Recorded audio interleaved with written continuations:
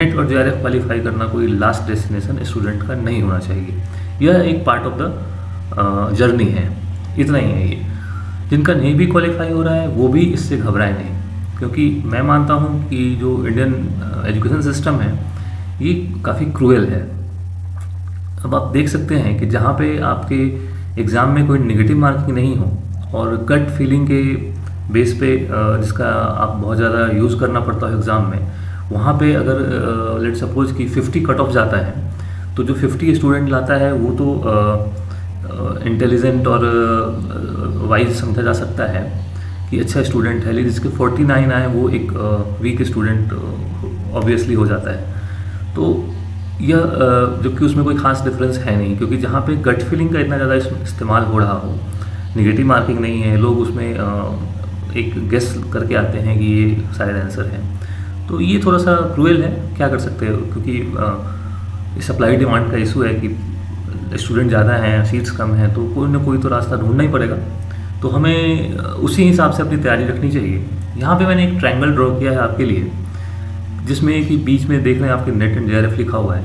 अगर आपको नेट, मैं मानता हूँ, मेरा निजी मत है कि नेट और जेआरएफ क्वालिफाई करना है तो इसके लिए आपको इन तीन चीज़ों के ही इर्द गिर्द रहना है। यही तीन इसके जो हैं वो जो वर्टिसेज हैं उसके जो पैराडिम्स हैं वो यही हैं कि पहला तो आप टॉप पे तो सिलेबस ही हैं। आप सिलेबस को हर हफ्ते कम से कम एक बार पूरा सिलेबस ज़रूर पढ़ें, हिंदी मीडियम हो इंग्लिश मीडियम हो, आप सिलेबस को पढ़ें एक बार। दूसरी बात, जब भी एमसीक्यू बनाने की बात आए या कोई ऑब्जेक्टिव क्वेश्चन ऐसे डिस्कस करने की, तो आप सीधा क्वेश्चन बैंक की तरफ जाएँ, क्योंकि दुनिया भर के ऑब्जेक्टिव्स हैं और वो सारे आपके लिए नहीं बने हैं। तो जो नेट के लिए क्वेश्चन बने हैं वो सबसे अच्छा आपको क्वेश्चन बैंक में मिलेगा, आपको आइडिया भी चलेगा। एक साल में 2 जनरल नेट का एग्ज़ाम हुआ है तो 200 क्वेश्चन है हर साल के। अगर आपके पास 10 साल का क्वेश्चन होता है तो 2000 क्वेश्चन होता है। एक क्वेश्चन पेपर डिस्कस अगर आप उसको एनालिसिस एक वीक में भी कर लेते हैं तो मैं समझता हूँ कि बहुत बहुत आप सीरियस स्टूडेंट हैं। तो ये आसान काम नहीं है। क्वेश्चन बैंक को ही कवर कर लेना अपने आप में एक चैलेंज है। और जो तीसरी बात है, जब आप कॉन्सेप्ट की और अंडरस्टैंडिंग की बात करते हैं तो मैं निजी तौर पे मानता हूँ कि टेक्स्ट बुक्स उसके सबसे अच्छे सॉल्यूशन है। टेक्स्ट बुक्स के बाहर जाने का कोई इम्पोर्टेंस है नहीं। वैसे जैसे आपने अगर सेकेंडरी क्लासेस की कर लिए, हायर सेकेंडरी की कर लिए, फिर आप बीए का टेक्स्ट बुक्स पढ़िए जो इग्नू से पब्लिश हुआ या किसी दूसरे दिल्ली यूनिवर्सिटी के ओपन स्कूल वाले से पब्लिश हुआ, या फिर एमए का इग्नू आप पढ़िए। तो आप इस तरह से जो टेक्स्ट बुक्स हैं उसको अगर आप फोकस करेंगे तो वो, हालांकि ठीक है, लोग रेफरेंस बुक भी पढ़ रहे हैं, कुछ लोग गाइड बुक पढ़ के भी क्वालिफाई करते हैं। मैं ये नहीं कहता कि एक ही तरीका है नेट क्वालिफाई करने का, सभी लोगों के अपने अपने स्टाइल हैं, वो करते हैं, चैलेंज आप नहीं कर सकते उसको। लेकिन मेरा ये निजी मत है कि मैं मानता हूँ कि टेक्स्ट बुक्स अगर आप पढ़ लें तो बाकी चीज़ें पढ़ेंगे तो आपको सहूलियत आसानी होगी उसमें। और दूसरी बात है, जो गाइड बुक्स पढ़ते हैं उससे मैं बेहतर मानता हूँ कि आप कोई स्टैंडर्ड जो बुक है उसको जो राइटिंग स्पेशलाइज्ड किसी ने किया है उसको पढ़ें। गाइड बुक्स जो है वो आपको कॉन्सेप्ट देने में कहीं ना कहीं पिछड़ जाएगा। उसमें डाटा फैक्ट्स बहुत ज़्यादा होते हैं, और फैक्ट्स जो हैं वो हिस्ट्री में एग्जाम्पल से ज़्यादा कुछ नहीं है। आपको हिस्ट्री में कॉन्सेप्ट पता होना चाहिए। एक दो फैक्ट आपको नहीं पता हो चलेगा, लेकिन आपको कॉन्सेप्ट नहीं पता है तो जो एग्जामिनर है वो उसको टॉलरेट नहीं कर सकता। आपको कॉन्सेप्ट पता होना ही चाहिए।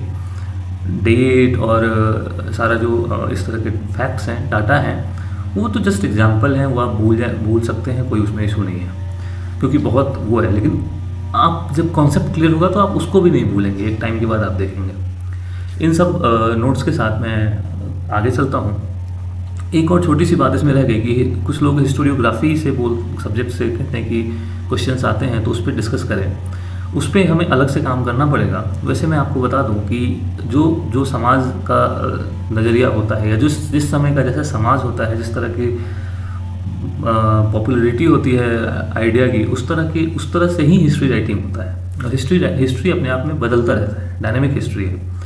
तो एक समय था जब मार्क्सवाद का दुनिया पे प्रभाव था, तो भारत में भी मार्क्सवादी इतिहास लिखे गए। लेकिन जब 1991 में यूएसएसआर कोलैप्स कर गया, उसके बाद कहीं ना कहीं मोह भंग हो गया लोगों का मार्क्सवाद से, और धीरे धीरे अब इतिहास के लेखन में भी उसका प्रभाव नगण्य होता चला गया।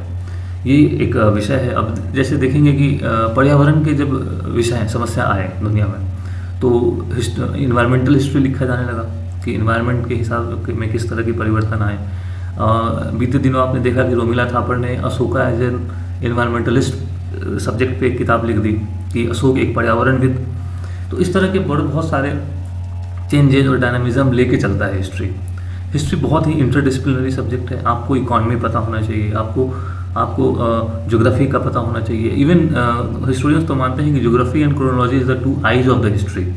अगर आपको ज्योग्राफी और क्रोनोलॉजी नहीं पता है तो आप तो एक ब्लाइंड की तरह हिस्ट्री में ऐसे हाथ पैर मार रहे हैं, वो कुछ पता नहीं है हिस्ट्री के बारे में, ऐसा हिस्टोरियंस का मानना है। और इस तरह के और भी कई सारे अप्रोच हैं हिस्ट्री में।